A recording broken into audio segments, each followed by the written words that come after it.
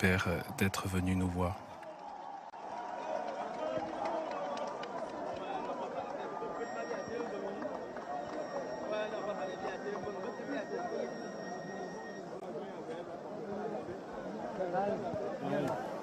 Et c'est maintenant le pape qui va s'adresser donc aux détenus et au personnel pénitentiaire qui sont rassemblés dans cette cour de la prison de Bata.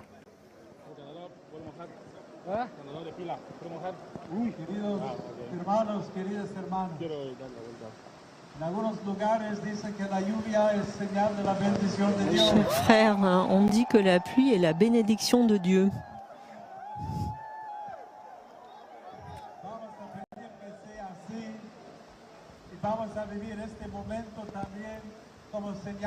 Donc nous allons accueillir ce moment également comme la présence de Dieu.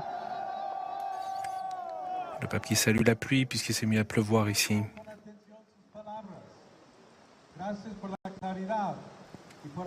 J'ai écouté vos paroles. Merci pour votre clarté, pour nous avoir montré que dans l'adversité, même la dignité humaine et l'espérance ne doivent jamais être perdues. Je suis ici aujourd'hui pour vous dire quelque chose de très simple. Personne n'est plus de l'amour de Dieu. Chacun de nous, avec son histoire, ses erreurs et ses souffrances, continue d'être précieux aux yeux du Seigneur. Nous pouvons le dire avec certitude, car Jésus nous l'a révélé à chaque rencontre, à chaque geste, à chaque parole. Même arrêté, condamné et mis à mort, sans aucune faute, il nous a aimés jusqu'au bout, montrant qu'il croyait en la possibilité que l'amour puisse changer même le cœur le plus endurci. Au cours de ce voyage, je constate que la Guinée équatoriale est une terre riche de culture, de langues et de traditions. Vos familles, vos communautés et votre foi constituent une grande force pour cette nation. Vous aussi, vous faites partie de ce pays. L'administration de la justice a pour but de protéger la société, mais pour être efficace, elle doit toujours miser sur la dignité et les potentialités de chaque personne. Une véritable justice ne cherche pas tant à punir qu'à aider à reconstruire la vie des victimes, comme celle des coupables, ainsi que celle des communautés meurtries par le mal. Il n'y a pas de justice sans réconciliation. C'est une tâche immense dont une partie peut s'accomplir en prison et une autre, encore plus grande, doit impliquer l'ensemble de la communauté nationale afin de prévenir et de réparer les blessures causées par l'injustice. Je voudrais en effet vous parler avant tout d'espérance et de changement.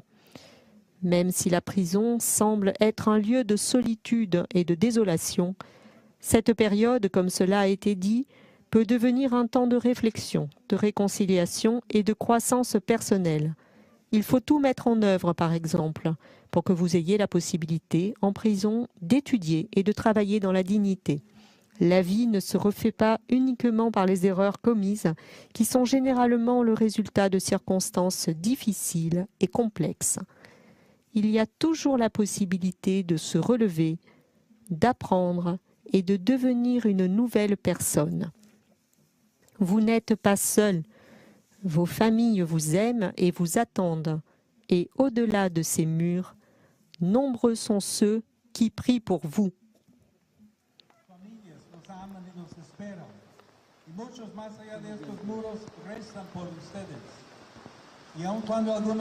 Et même si certains craignaient d'avoir été abandonnés de tous, Dieu ne vous abandonnera jamais et l'Église sera toujours à vos côtés. Pensez aussi à votre pays, aux jeunes de Guinée équatoriale qui ont besoin d'exemples de persévérance, de responsabilité et de foi.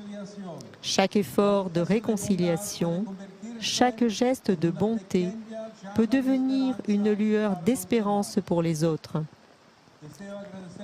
Je tiens également à remercier les personnes qui travaillent dans ce centre pénitentiaire, le directeur, les agents pénitentiaires et l'aumônier. Leur travail est essentiel lorsqu'il allie sécurité, respect et humanité, en garantissant l'ordre nécessaire pour accompagner les détenus dans un parcours de réinsertion et de reconstruction de leur vie. Chers frères, Dieu ne se lasse jamais de pardonner. Il ouvre toujours une porte nouvelle à ceux qui reconnaissent leurs erreurs et souhaitent changer. Ne laissez pas le passé vous voler votre espérance en l'avenir. Chaque jour peut être un nouveau recommencement. Confions ce chemin à la Vierge Marie, Mère de la Miséricorde, qu'elle accompagne vos vies, console vos cœurs et protège vos familles.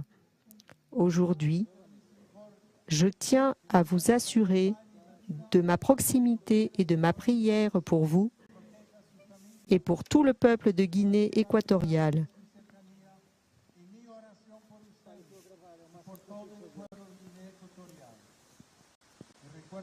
Et souvenez-vous toujours, une personne qui se relève après être tombée est plus forte qu'avant.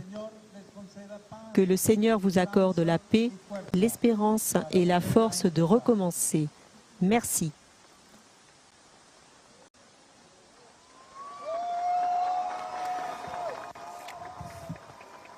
Voilà donc l'intervention du pape Léon XIV